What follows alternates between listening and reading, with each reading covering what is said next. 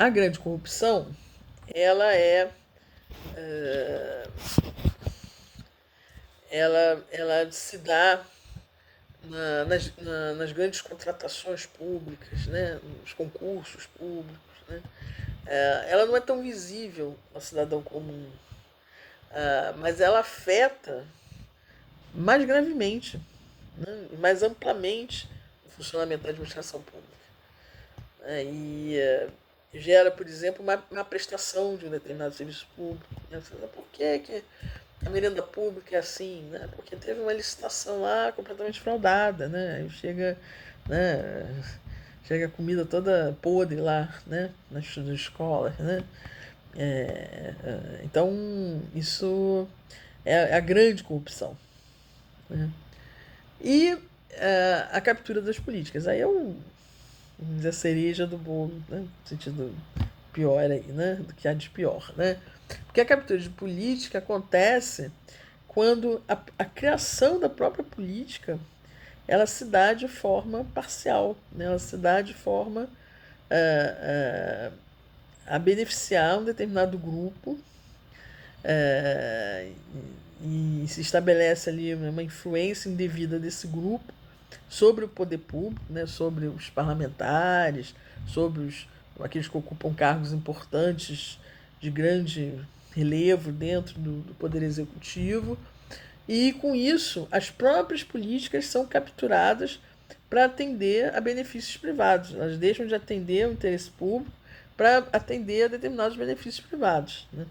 Essa, então, é quase que uma corrupção muitas vezes meio invisível para o cidadão comum, né? E é difícil de você detectar, né? Mas agora até nessas últimos anos aqui no Brasil, a gente ficou sabendo, né, de algumas situações em que houve, né, vamos dizer assim, troca de favores, né, com parlamentares, né, em troca de estabelecimento de determinados incentivos, benefícios fiscais, coisas desse tipo. Né?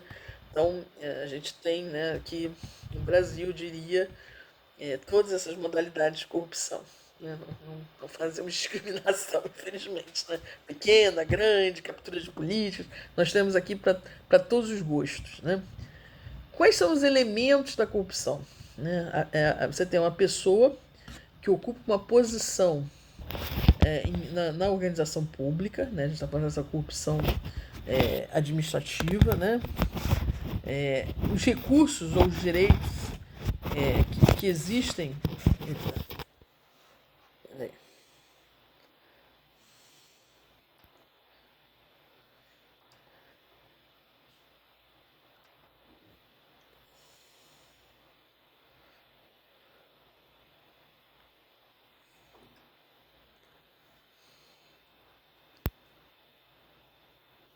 Os recursos que existem, os direitos que existem para beneficiar o povo são ali de alguma né, são objeto ali daqueles atos, né?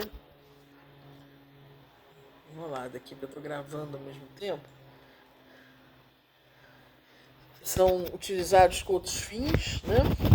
São descumpridos deveres de usar dos benefícios ou dos recursos em benefício do povo, né? Então são utilizados para outros fins, para fins privados, para fins políticos, eleitorais, gerando benefícios diretos ou indiretos, né? E aí, né, normalmente a ótica do corruptor está aí nesses benefícios, né, que ele tem, né, no momento em que corrompe o servidor público. Né?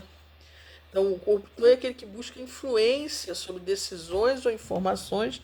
A gente acha, mas eu não ganhei nada. Assim, você teve acesso a uma informação confidencial, né, que te deu uma situação vantajosa sobre os seus competidores. Isso também é ilegal. Né? Então, esses benefícios privados aí do corrupto, eles podem não ser pessoais. Né? Um aspecto interessante aqui é a própria. Aqui tem outra definição, né? Do Kelberg. A quebra das normas legais ou de normas éticas não escritas, mas é o que eu disse, é que como a gente tem o princípio da moralidade administrativa, de certa forma, pelo menos do ponto de vista constitucional, né, existe uma vedação para a prática do ato. Quebra de normas legais ou de normas éticas não escritas, mas com apoio social generalizado, relativas a como se deve exercer o serviço público para proporcionar serviços ou benefícios a certos grupos ou cidadãos de forma oculta, com vontade de obtenção de vantagem econômica direta ou indiretamente. Essa questão aí da forma oculta, ela é bem interessante, porque a corrupção, né, ela é normalmente praticada, né, de forma secreta, de forma oculta. Né? As pessoas se reúnem em salas, né, em sótãos, né, em reuniões não identificadas nas agendas oficiais. Né? Essa é a ótica, né? A ótica do ato secreto, né? Do ato que não é transparente, né? Porque é um ato errado, é um ato de corrupção. Só que o Mediator Sanches mesmo me chama a atenção o fato de que muitas vezes ah, o próprio fato, né, de que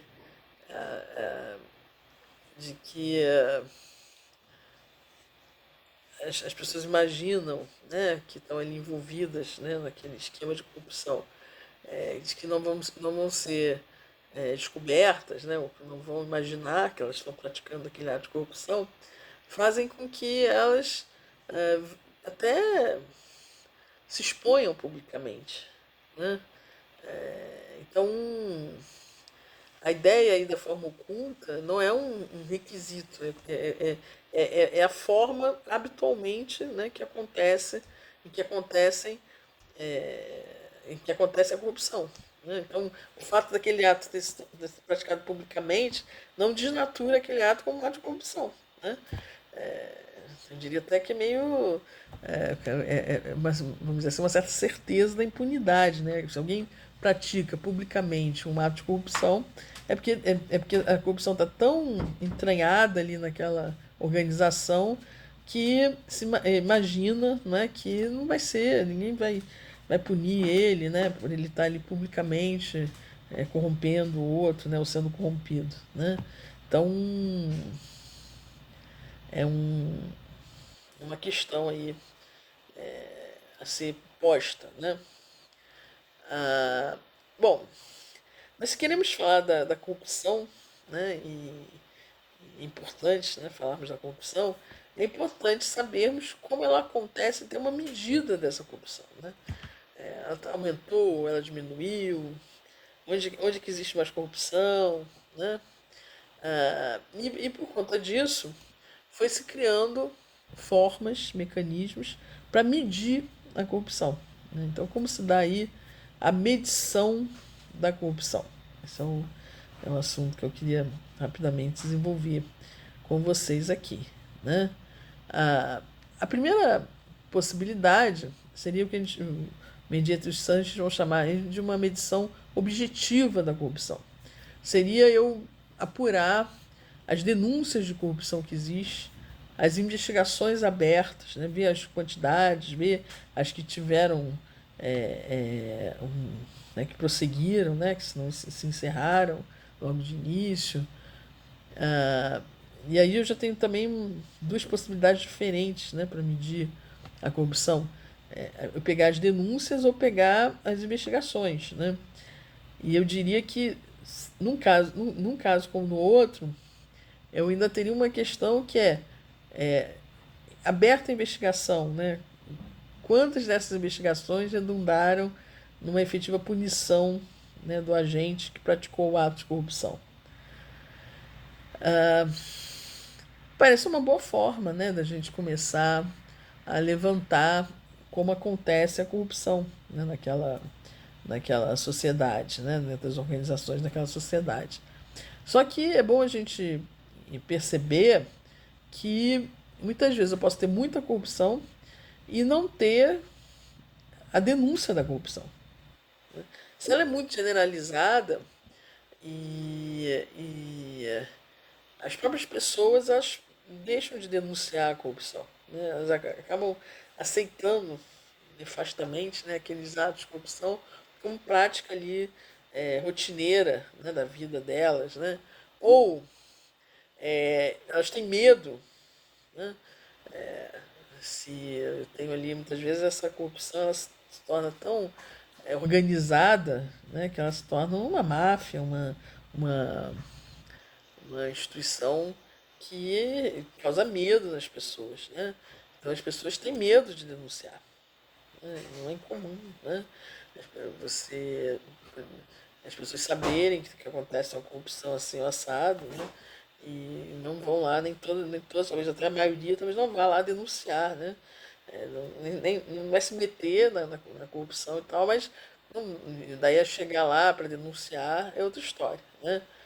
Então esses números, eles muitas vezes não refletem exatamente o grau da corrupção naquela sociedade, mas o grau em que aquela corrupção é denunciada e o grau em que aquela corrupção é investigada e eventualmente, ao fim, punida. Né? Então, não é considerada aí, talvez a melhor forma de medir, né, o grau de corrupção.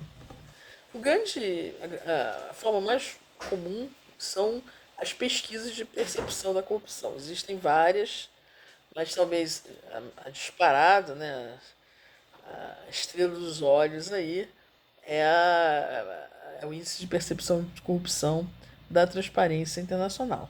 Né? Esse é um índice que é a grande referência global. Né? É o índice mais sério aí que a gente tem. Né? Como é que se faz essa pesquisa de percepção da corrupção? Aí a gente tem aqui alguma discussão, né?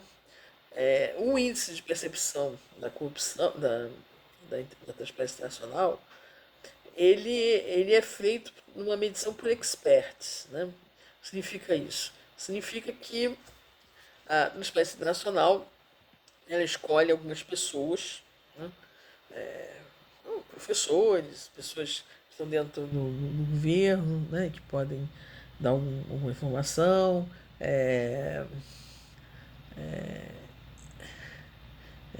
algumas pessoas que estão ali, né, que podem ter algum tipo de expertise, né, que possa contribuir, né, nessa percepção da corrupção e fazem questionários, essas pessoas respondem a questionários e tal, e com base nisso, então, eles estabelecem um índice. Né? Qual é a ideia, né, dessa medição aí por experts? Né? Por que não faz uma medição com base na percepção dos cidadãos em geral? Né? Porque essa percepção com base também existe. Né? A própria Transparência Nacional tem um outro índice, que é o barômetro global da corrupção, que é a percepção cidadã. Né? Mas o problema da percepção cidadã é que ela, às vezes, ela é muito influenciada pelos meios de comunicação social, né? Pelo que está acontecendo no momento. Né? Então, por exemplo, eu posso ter um assunto, né, no momento que é o assunto, né, estourou lá, né, alguns anos atrás, né, estourou lá as notícias sobre a corrupção na Petrobras. Né? Então, aquilo ali, talvez o cidadão ele ache assim, não, o Brasil foi tão corrupto. Não sei, né? Isso não necessariamente, porque o que eu posso dizer é que agora a gente está apurando, né, a corrupção que existe. Né? Aliás, é sempre aquela questão do pessoal que quer defender a ditadura, né? Diz assim, na ditadura não tinha corrupção. Na ditadura ninguém, né, ia falar das corrupções do governo, né? Que era uma ditadura, né? Quem é que ia chegar e dizer, olha lá aquele general, né, corrupto e tal, ninguém ia fazer isso, né? Não, o final ali daquela pessoa não ia ser muito bom, né? Então, você já tem estudos aí de sociologia empírica, né, de antropologia empírica aí, muito interessantes que foram nesses bastidores aí da ditadura para ver que a corrupção continuou lá, né? Pelo contrário, até a falta de transparência, a falta de accountability, né? Ela estimula mais a corrupção, né? Então, o desvio que às vezes acontece, né, é que quando eu uso a percepção cidadã em geral, né, é que o cidadão ele não tem esse filtro, né? O cidadão ele é muito induzido às vezes pelo momento, né, em que ah, aquela medição está acontecendo, né, pelo que está ali se dizendo naquele momento, né? Em tese, o expert ele conseguiria separar mais, né, vamos dizer assim, o que é ali um movimento do momento ali, né? Que pode significar até, vamos dizer assim, que está se combatendo, né? Está se começando a combater a corrupção, né? Que se eu tenho apurações, né, de escândalos de corrupção, isso é um sinal bom, né? Muitas vezes. E não significa que aquela corrupção ela começou naquele momento, ela podia já existir há muito tempo, né? E naquele momento que você começou a apurar. Então, por um lado, você vai dizer, não, mas não é muito democrático, ouvir só os especialistas, mas o argumento aí, né, e o que qualifica esse índice aí de percepção da corrupção como talvez o melhor índice de medida, é o fato justamente de que, como eles ouvem pessoas que têm uma certa qualificação ali, né, para falar alguma coisa sobre a corrupção, isso filtra essas interferências de momento, né? Mas uma outra possibilidade também é, como eu disse, essa medição baseada em percepção cidadã. E, como eu disse, existem índices também que fazem isso, né? Então, esses índices vão fazer um trabalho similar e vão para as ruas perguntar às pessoas: o que você acha? A percepção tá aumentando, na sua percepção está aumentando, está diminuindo? E, e aí vão, né? E o conflito de interesses? Acho que está aumentando, está diminuindo? E o suborno está aumentando, né? Você, né? Então, vai ouvindo, né, cada cidadão e vendo como ele percebe, né, a corrupção, né? Uma terceira alternativa, ainda para você medir, ou uma quarta alternativa para você medir a corrupção, é aquilo que se chama as pesquisas de vitimização, né? Ah, e o Barômetro Global de Corrupção também pergunta isso. Pergunta, você já foi vítima de corrupção? Né? Aqui também é uma parte lá, né, da pesquisa, dessa pesquisa. Aqui a grande questão, né, de você medir a corrupção dessa forma, é que há uma grande chance, né? Bom, se o cara é um corrupto, ele dificilmente vai dizer, você já corrompeu alguém? O cara vai dizer, não, corrompi e tal. Não vai, né? Não tem essa chance. Agora, mesmo o cara reconhecer que ele foi vítima da corrupção, não é uma coisa tão simples assim, né? Ele porque ele tem ele de alguma forma se ele admite que foi vítima da corrupção, ele deveria ter denunciado aquela corrupção, né? Então, como você foi vítima da corrupção e não fez nada, né? Então ele pode se sentir, em muitos casos, constrangido de reconhecer que foi vítima da corrupção. Provavelmente vai se sentir, né? Então ele aquela história sempre, aconteceu com um vizinho meu, né? Um conhecido meu, né? Nunca acontece com as próprias pessoas. Bom, uma questão aí importante é a que tem a ver com as causas da corrupção, né? Normalmente a gente culpa muito justamente o que a gente pode chamar de o baixo desenvolvimento moral, né? As pessoas não têm ética, as pessoas não têm um comportamento ético. Isso é uma parte, né, do problema, né? Uma parte importante que a gente pode investir e aperfeiçoar, né? Também nós estamos condenados a esse baixo desenvolvimento moral pelo resto da nossa vida.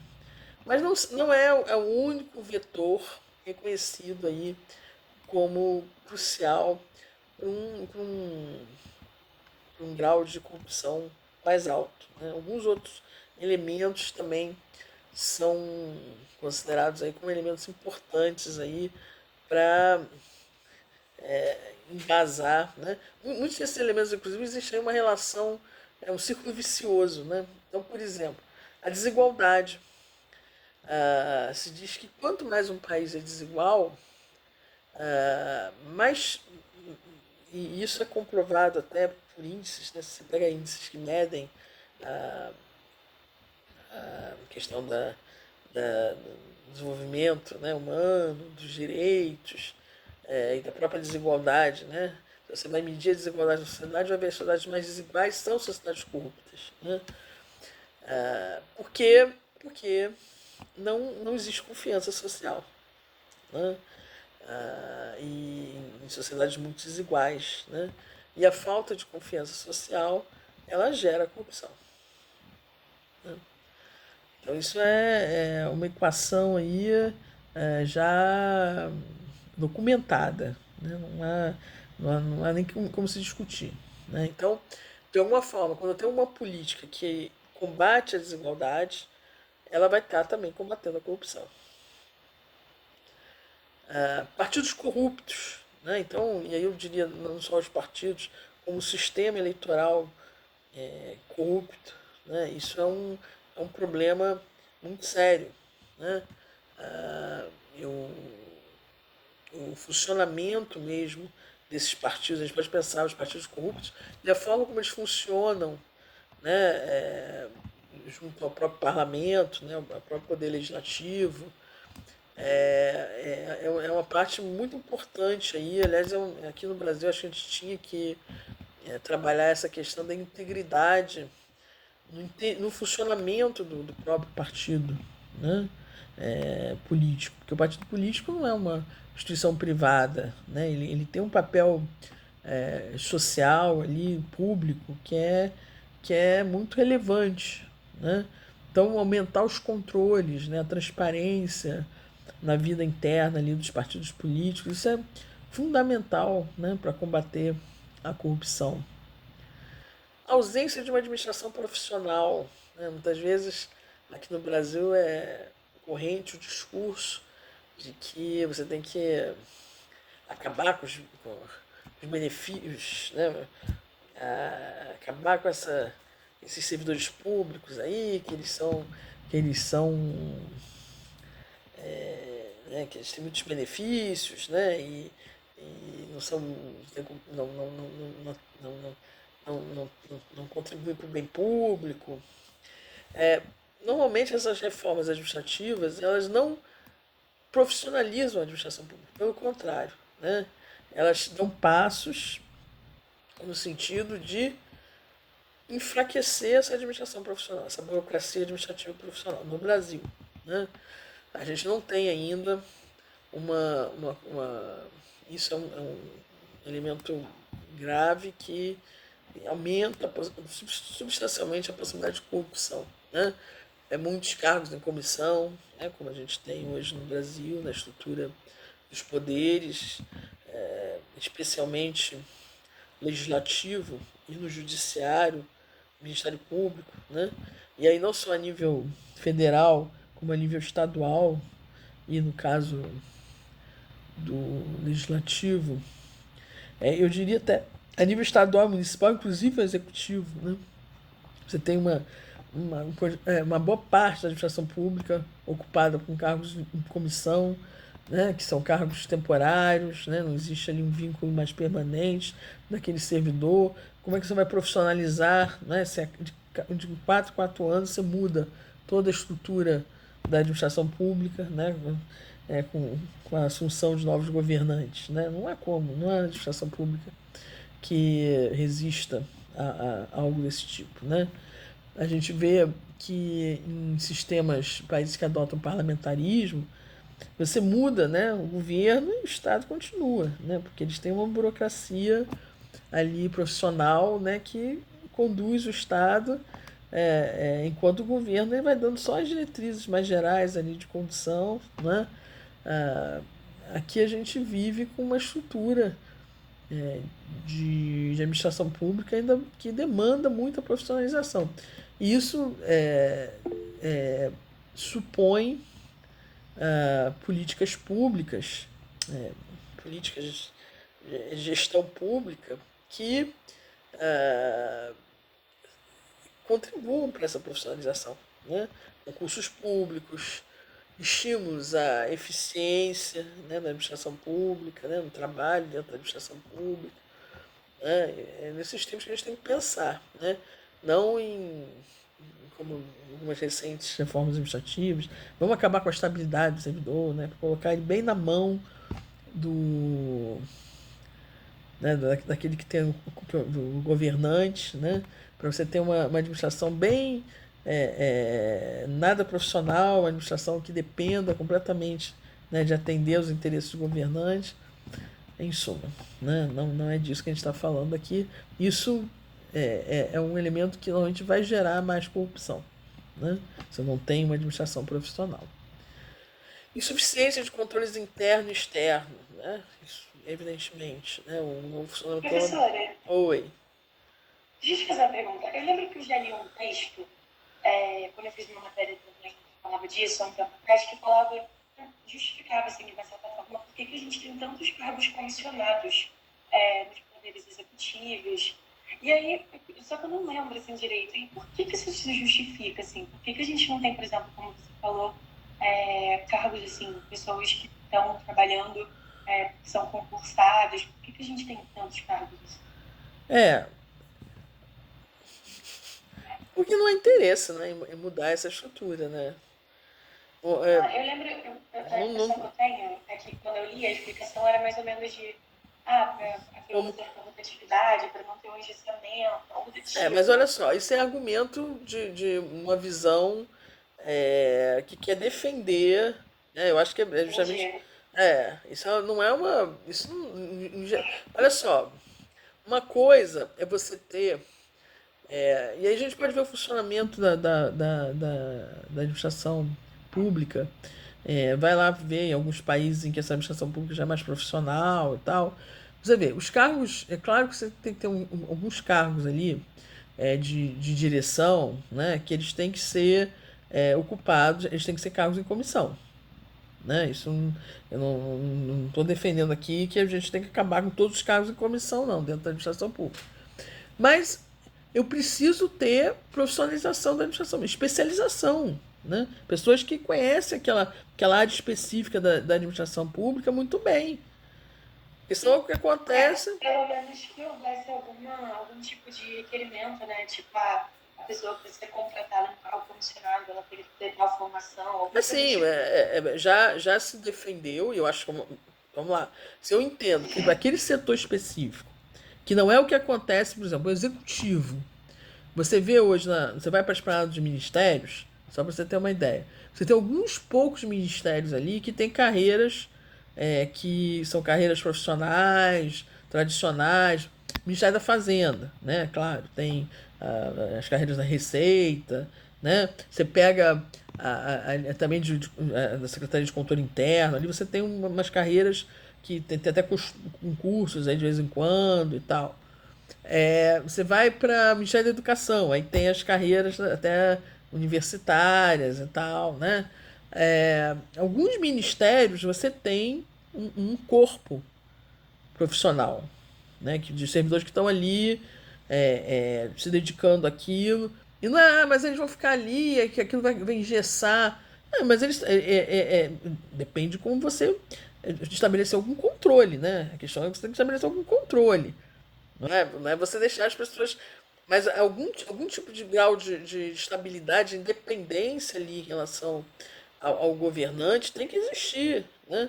Para que aquilo ali seja conduzido de uma forma. Aquilo constitui até um obstáculo, aqui a gente está falando no combate à corrupção, a uma interferência indevida ali do governante. Né? Que o governante ele interfere até um determinado ponto. Tem uma hora ali que ele não, aqui não, isso aqui tecnicamente é impossível, né? Vai dizer lá essa administração pública profissional, né? Tecnicamente isso não dá para você fazer não, né? Ah, mas você vai para a maior parte daqueles ministérios, né? A gente agora está vendo aí que foram criados até mais ministérios, né? Nessa última reforma administrativa, não tem carreira. E nem hoje em dia, inclusive, se acabou, havia um carreirão vamos dizer assim, de servidores, mas eu acho até que tinha que acabar mesmo, porque era um carreirão até, já até nível médio, acho que não faz muito sentido, né? Mas você eu acho que tinha que ter uma grande carreira, né, porque eu acho que não dá pra você criar uma carreira específica, né, para talvez para todos os ministérios, né? Porque mas você criar pelo menos um grupo de gestores de políticas públicas, sei lá, inventar um cargo qualquer assim, e você ter dentro de cada ministério um grupo, um corpo ali de funcionários que se dedica àquela área específica ali, né? Porque não tem. Você pega a estrutura desses ministérios, não estou falando do cara que é o secretário ou subsecretário, não. Até você entra lá, todo mundo lá é cargo de comissão. O cara, até né, quer dizer, você não tem uma administração profissional, né? E mais, havia um projeto, até uma ideia que eu até achei menos mal, né? De, por exemplo, fazer um concurso para cargos de comissão. Por que não? Né? Até que você estava falando, né? Por que não?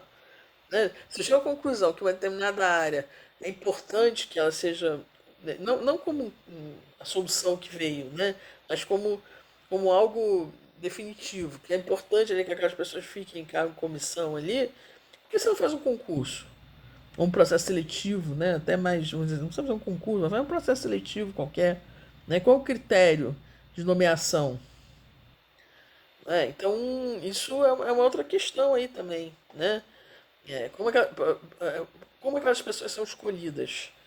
Né? Elas são escolhidas porque a ideia do cargo em comissão é aquele cargo que precisa ser em comissão, porque é um cargo de livre, de confiança, né? Do político eleito. Né? Então não faz sentido você ter toda a estrutura da administração pública ali naquele órgão exercida com base em uma estrutura de cargo de comissão. Isso não faz o menor sentido. E se você vai ver isso a nível estadual e municipal, e estou falando aí de. Né, infelizmente, às vezes tem municípios relativamente pequenos que têm uma estrutura burocrática até muito maior do que eles, né, deveriam ter, né? Isso ainda é mais absurdo ainda, né? Porque o controle é menor, né? Então você vê uma escolha, às vezes, ali, as pessoas fazem uma ação entre amigos, né? Um negócio, o interesse público ali, o bem público, é o que menos é levado em consideração ali, né? Isso é um prato cheio, não é, para a corrupção. Isso é um prato cheio para a corrupção, né? A questão da democracia, né? E do próprio Estado de Direito, né? Do Estado democrático de direito, né? A baixa qualidade democrática, ela é uma das causas da corrupção. Então, essa ideia que às vezes a gente vê as pessoas, infelizmente, ainda ventilarem aqui no Brasil, de que eu tenho que ter ditadura, né? Eu tenho que ter intervenção militar, sei lá, né? Porque os militares lá, ditadura, eles vão botar ordem, eles vão resgatar a ética, né? Os militares, ou quem quer que seja, né? Qualquer ditador, né? Isso é completamente desprovido de qualquer comprovação prática, né? Não existe nenhum um acontecimento histórico que se demonstrou que durante períodos em que a qualidade democrática era baixa, a corrupção diminuiu. Pelo contrário, a corrupção aumenta. Né? A corrupção é meio o oposto à tal da accountability, né? A prestação de contas, né? E a transparência. Né? Então, quanto menos eu tenho accountability, quanto menos eu tenho transparência, mais fácil se torna a corrupção. Né? Então, as pessoas se sentem mais à vontade para fazer as coisas. Né? A gente agora estava aí liberando, né, esse governo atual estava liberando, né, os sigilos decretados indevidamente, né, pelo governo anterior, né, e, e você, né, as pessoas começam a saber por que fizeram isso, né, e aí você começa até no momento em que o cara torna aquela informação não transparente, né, torna aquela informação sigilosa, você ainda fica mais esmiuçando aquilo ali, né? Para ver, não, por que esse cara fez isso, né? O que está por trás aqui, né? Porque se ele não queria que as pessoas conhecessem aquilo, que tem alguma coisa errada ali, né? Se estiver tudo certo, né? Você divulga aquilo, né? Para a sociedade poder verificar ali, né? Dar aquela transparência, aquela informação. Então, baixa qualidade democrática e o baixo desenvolvimento, né? Social, econômico também são causas da corrupção. O poder, né, dentro da estrutura da administração, quando você tem um poder muito monopolizado por um determinado ator, por um determinado servidor, por um determinado administrador público, você tende a, a,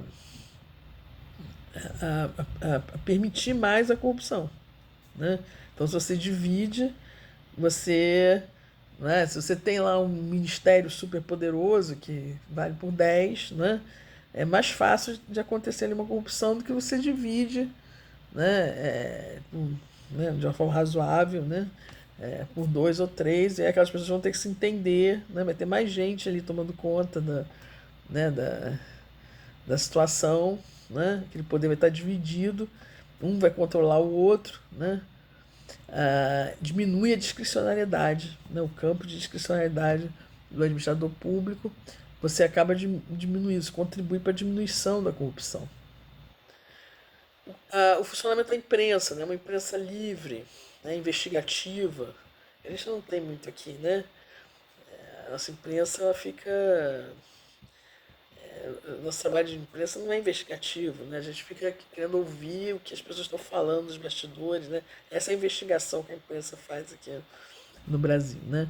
Mas, por exemplo, de investigar os casos de corrupção, nunca vi, né? Deve ter um caso ou outro aí, né? Mas no grosso, né? Aliás, muito do que aconteceu com Lava Jato decorreu muito da forma como a imprensa também cobriu a Lava Jato, né? Uma forma completamente errada, né? Ficavam lá só, não, fala aí, Moro, quero saber, né?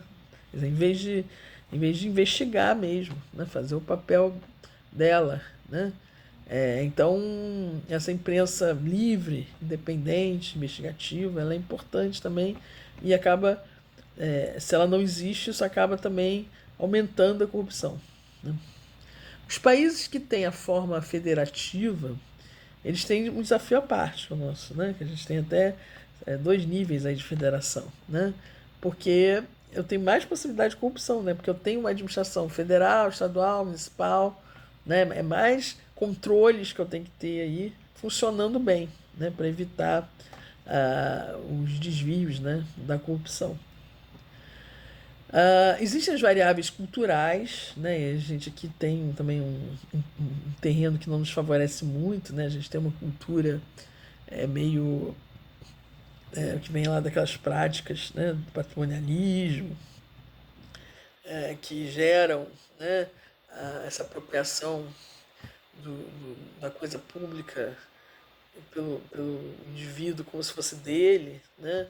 E a visão para uma parte, né, da população de que a coisa pública não é uma coisa deles, né? Então você vê esse processo todo aí de destruição da Câmara, do Senado, né? E no Palácio Planalto, mas aquelas pessoas não percebem que elas vão estar pagando depois né, a instauração daqueles prédios, né? Que aqueles prédios são dela, é público. E o que é público não é que seja de ninguém, não. O que é público é do povo. É seu, né? A gente tem uma dificuldade aí, realmente essa é uma cultura que a gente tem que desenvolver. Não só uma cultura de legalidade, como uma cultura de, de, de, de lidar com a coisa pública, né, de uma forma responsável, né? De uma forma consciente de como aquilo ali é mantido por recursos públicos que vêm, no fim e ao cabo, dos tributos que a gente paga, né? Em última instância. Então isso aqui, né, a gente tem um vetor muito que não nos favorece, né? Mas a gente tem também como reverter isso, né? A gente também tem como educar, né, as pessoas para comportamentos mais íntegros, né? Essa é um dever de casa que a gente tem que fazer, né?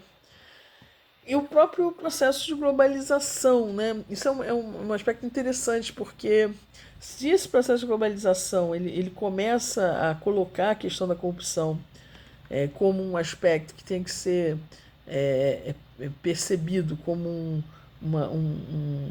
né, tanto que você tem a Convenção da ONU e tal, uma coisa que tem que ser objeto de um interesse global, né? Não diz, olha, a corrupção ela pode gerar uma concorrência desleal, né, a nível internacional, né? Então a questão de você exigir até começar a exigir até dos gestores da administração privada, do setor privado, né, um comportamento também mais íntegro, né, tal da compliance, né, por parte aí da administração do privado, né, do setor privado. Isso vem também como uma consequência dessa globalização econômica, do processo de globalização econômica. Né? Então não adianta mais eu ter, não, aqui dentro do meu estado eu não tenho corrupção. Né? Mas né, aí vem a Siemens lá da Alemanha, né, para corromper aqui. Né? Eles depois fizeram até, no caso da Siemens, a própria Siemens fez ela mesmo confessou, né, e procurou corrigir os atos que fez errado, né? Mas né, você não pensa, por exemplo, em transnacionais, né? O cara não corrompe lá no país de origem dele, mas vai corromper lá no país, né, um país, né, em que a desigualdade já é grande, em que já tem um campo ali que pode favorecer a corrupção, né? E aí ele vai e entra ali naquele, naquele sistema, né? E participa ali da corrupção, né? Então, essa globalização econômica ela é um campo que pode favorecer também, né, ser uma causa da, da própria. Porque a corrupção ocupa um lugar de destaque na agenda sistêmica e política. Né? Então, o Mendieta e Sanches, a gente está tratando aqui, está muito o nosso texto base, é o capítulo 4 aí, né, tá lá disponível para vocês, do Mendieta e do Sanches. Eles vão dar algumas razões aqui, né? Por que esse assunto é um assunto que está tão aí na ordem do dia, né? Para nós, porque esse é um problema grave que a gente tem, né? Mas esse é um assunto de interesse global aí no momento, né? Bom, Mendieta e Sanches vão dizer que existem razões políticas. Com o fim da Guerra Fria, você tem um declínio da política ideológica, né? Até uma extrema-direita ainda que continua falando aí, né? Que o risco do comunismo e tal, mas isso se viagem, né? Isso é fake news, né? O que, o que você tem é que com o declínio da política ideológica, eita, encosto aqui para mexer no meu celular, você vai ter uma, uma a questão das escolhas políticas, né, deixa de ser uma questão ideológica, mas passa a ter a ver com uma boa prestação do serviço público, uma boa condução das políticas públicas. Né? Então, a questão da corrupção ela se destaca. Né? A presença do negócio privado na política. Né? Então, se a gente a partir da escola da nova gestão pública, né, em que você teve o processo de privatização, né, a questão da corrupção ela se torna também uma questão importante aí, né? A espiral de corrupção, né? Quer dizer, o problema vai se agravando ao longo do tempo e aí se torna especialmente importante porque ela vai a corrupção, quando ela vai aumentando muito, ela vai gerando uma deterioração da própria legitimidade política, né, do governo, né? Esse é aliás, a gente, de alguma forma, nos últimos momentos políticos aí do Brasil, né, os últimos mazelas políticas pelo que passamos, né, e eu acho que estamos vivendo ainda, tem a ver com uma certa, né, uma certa insatisfação generalizada aí, né, com a corrupção e com a questão que você coloca, né, onde está a corrupção, né? Então, não, o PT é o partido corrupto, né, o partido da corrupção, então eu não posso votar no PT, né? Não, a corrupção está em qualquer político, né? Então o cara se torna político, né? Diz que não, ou tem que escolher um candidato que não se identifique com nenhuma força política, né? E por aí vai, né? Razões econômicas, né? A globalização com volumes de negócios extraordinários, né? Ah, ah, e o que faz a corrupção? Ela incrementa a inversão pública, mas ela reduz a produtividade, né? Aumenta os gastos correntes, mas com ineficiência. Virei tela de novo sem querer. Difícil.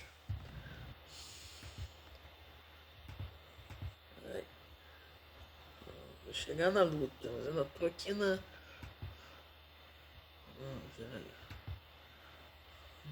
Isso não. Isso. Então, razões econômicas, né? Então, aumenta os gastos correntes com ineficiência, reduz a qualidade da infraestrutura, diminuindo as receitas do Estado, né? Atua como um imposto extraordinário, não, ilegal, não, imposto é uma coisa legal, né? Isso é um imposto camuflado, né? Distorce os incentivos e produz seleção adversa de elites, né? Quem são as elites que são beneficiadas nem sempre são aquelas mais que contribuem mais, né? As mais produtivas, né? Reduz capacidade estatal de controles para evitar as falhas do mercado, né? Então, o próprio controle do Estado se vê comprometido ali pela corrupção, distorce o papel do Estado como garantidor do direito de propriedade ou de cumprimento de contratos. Então, a corrupção realmente, do ponto de vista econômico, ela não tem como ser percebida como uma coisa boa, né? Razões institucionais, né? A crescente presença de mecanismos legais reguladores da vida política faz com que a corrupção passe a ser melhor percebida, né? Você revaloriza as instituições e você passa então a pegar aquelas instituições que funcionam bem e copiar o modelo para outras instituições, né? O isomorfismo institucional. Isso, o aperfeiçoamento institucional leva também a uma percepção maior da corrupção, né? Da necessidade de combatê-la.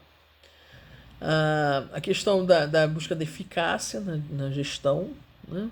A questão lá, que é levantada lá pela nova gestão pública, mas que eu diria que ela tem que ser vista nos devidos termos, né? Porque a questão da eficácia aqui não é pensar a eficácia na gestão pública da mesma forma como a gente pensa a eficácia na atividade privada, né?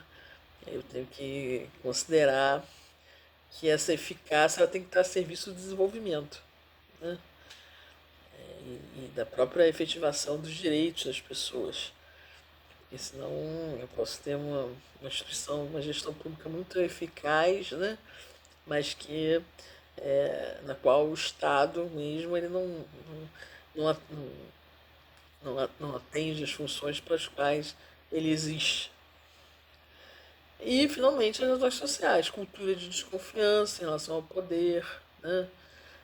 Isso é crucial, né? Para que a corrupção possa aumentar, né?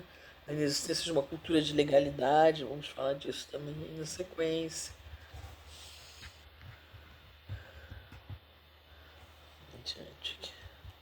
Bom, citar a teoria do principal agente, né, que vai dizer que quando eu tenho a corrupção, né, eu tenho um abuso de posição para benefício pessoal, né, e, e aí a questão toda é que eu tenho que pensar também a questão da ação coletiva, né, e como eu posso muitas vezes ter a corrupção, né, como um ato coletivo, né, e a importância dos elementos culturais, né, uma cultura de controle de poder aí, né, que constitua um círculo virtuoso aí em prol do combate à corrupção. E aí a gente vai falar mais especialmente da luta contra a corrupção, que é um assunto que eu vou desenvolver mais na aula que eu vou deixar gravada para vocês aí no transcorrer dessa semana, que eu vou falar sobre essas medidas aí de combate à corrupção de uma forma mais ampla, né, do que aquelas 10 medidas lá preconizadas pelo Moro, né? Aliás, o meu ponto de partida é as novas medidas contra a corrupção propostas ali pela Transparência Internacional Brasil e pela Fundação Getúlio Vargas, até como uma alternativa ao projeto do Moro. São medidas muito mais amplas, porque elas envolvem justamente medidas estruturais, né, que tem a ver com a luta contra a desigualdade, a construção de uma democracia de qualidade, a participação da sociedade civil no processo democrático. Tem a ver com medidas preventivas, né, criar instrumentos internos de controle e de aperfeiçoamento democrático dentro da administração, aperfeiçoar, né, isso até é o foco maior lá das medidas do Moro, né, instrumentos de detecção, investigação, instrumentos de penalização e sanção também, que sejam efetivos, né, isso também é importante, né, combater e punir, né, apurar, né, e punir a corrupção. Mas talvez o grande dever de casa, né, que a gente tem que fazer, e a gente tem que perceber, eu acho que a gente tem que, inclusive, esclarecer um papel que eu acho que nós temos que ter com a população, é esclarecer a importância dessas medidas estruturais e dessas medidas preventivas, né, porque não basta a gente ficar simplesmente combatendo a corrupção, nós temos que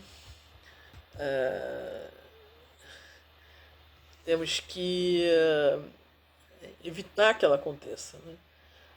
Criar uma cultura que favoreça comportamentos íntegros, né? Não corruptos, e criar também, institucionalizar determinadas políticas de integridade que estimulem esses comportamentos. Mencionei aqui algumas já, né, antes. E também estabelecer controles, né, preventivos, né, para evitar que a corrupção aconteça. Né? Porque para que ela acontece, prejuízo já foi gerado, né? Dificilmente você consegue recuperar o montante daquele prejuízo gerado e as consequências nocivas, né, já se efetivaram. Né? Então, essa é uma visão melhor aí, né, de o que fazer, né? Pensar em termos de medidas estruturais e de medidas preventivas. Quando a gente parte lá das causas da corrupção, a gente vê que existe aí todo um quadro social, né, e político que estimula a corrupção, né, também. A par da questão cultural, né, que existe. Né? E a gente então tem que pensar as nossas instituições também em termos de aperfeiçoamento democrático, de combate à desigualdade, de combate à precarização, né, nas relações sociais e econômicas. Isso tudo gera desconfiança social, isso tudo aumenta a possibilidade, né, da corrupção daquela organização e naquela sociedade. Né? Bom, gente, então é o seguinte, eu disponibilizei a primeira aula, né? Semana que vem, dia 20, é feriado. Então, como a gente tem 3 aulas, tinha 3 aulas para terminar aí, até porque a gente começou meio atrasadinho aqui por conta do acidente, né, da professora, não sei se vocês lembram disso, no início lá do semestre. Para a gente terminar, eu gravei a aula, né, a aula que é a aula lá do capítulo 3, estou dando essa aula, eu estou gravando aqui também, que é a aula do capítulo 4, depois vou disponibilizá-la também para quem não pôde estar aqui. Agora eu queria uma coisa aqui, eu tô vendo que tem 12 aqui, né? Eu vou fazer até um print screen aqui da tela. Não sei se eu vou abrir aqui para gravar todo mundo que está aqui. Mas depois, deixa eu ver se eu consigo salvar aqui todo mundo que está aqui. Tá todo mundo com nome mesmo aqui, não? Porque eu quero gravar quem está aqui hoje. Fazer o print screen.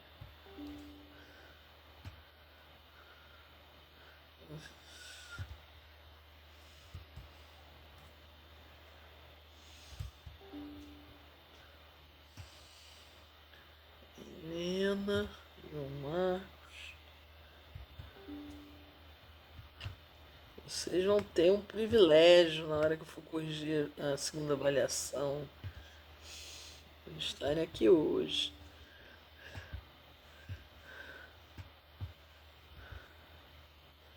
Deixa eu gravar aqui. Muito bem. Então é o seguinte. Eu vou disponibilizar a aula que seria no dia 20. E aí vocês ouçam depois em casa. Estou à disposição online, qualquer dúvida, né, qualquer questão, fiquem à vontade para me colocar.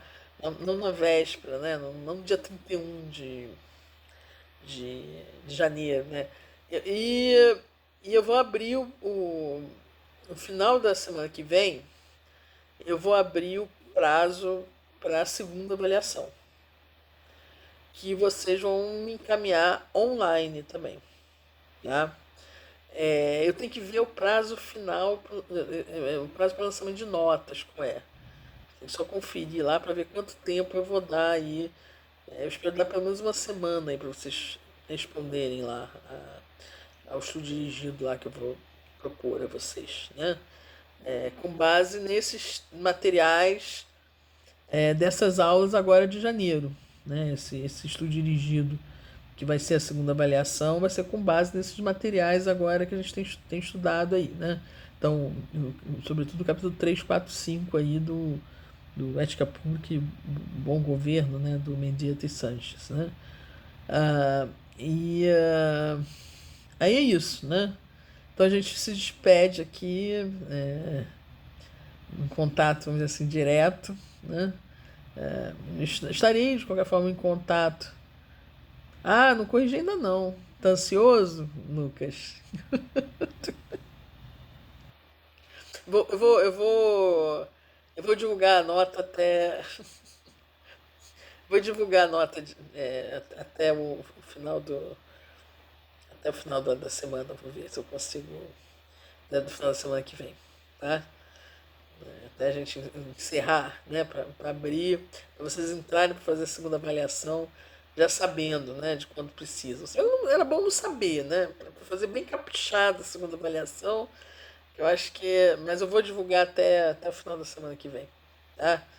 E vocês já ficarem sabendo aí, principalmente os caras que né, não foi tão bem, de repente poder caprichar mais ainda, né? Na segunda avaliação.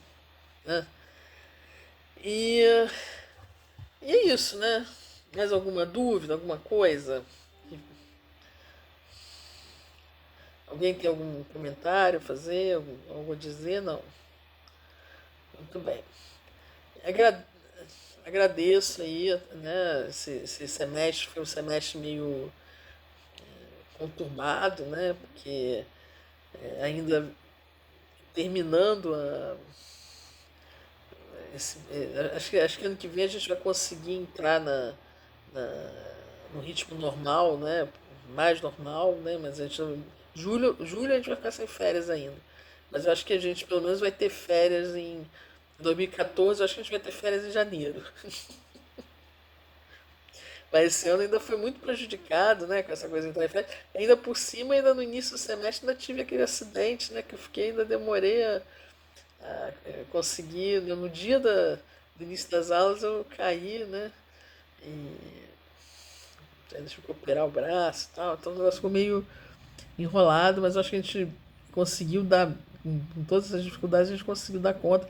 Não deixem de assistir as aulas e de ler o Mendieta Sanches, peguem os PowerPoints, né? Para todas as aulas, eu gravei as aulas, inclusive usando, eu gravei até no Zoom, né, para ficar melhor, usando os PowerPoints, né? Então tem os PowerPoints que sintetizam bem os livros e os capítulos lá do Mendieta Sanches e as minhas aulas também, né? Uma boa forma, eu acho, de mais assim, né? De ver, né? De ver de um outro jeito, né? Aqueles conteúdos, né? Muito bem. Ah, estou à disposição aí online, qualquer coisa, né? Mandem ou pelo Google Sala de Aula, ou mandem um e-mail, né? Pelo próprio Google Sala de Aula, você chega para mim. E é isso, né? Estou à disposição também adiante aí, né? Em março, qualquer coisa que precisarem, né? Depois. Valeu, gente. Até adiante. Né? Eu vou divulgar até o final da semana que vem as notas da primeira avaliação. E aí, na sequência, eu vou ver o prazo que eu vou dar aí para a segunda avaliação. Eu divulgo também, né? E fiquem atentos, então, aí no Google Sala de Aula. Ok? Encerrando aqui.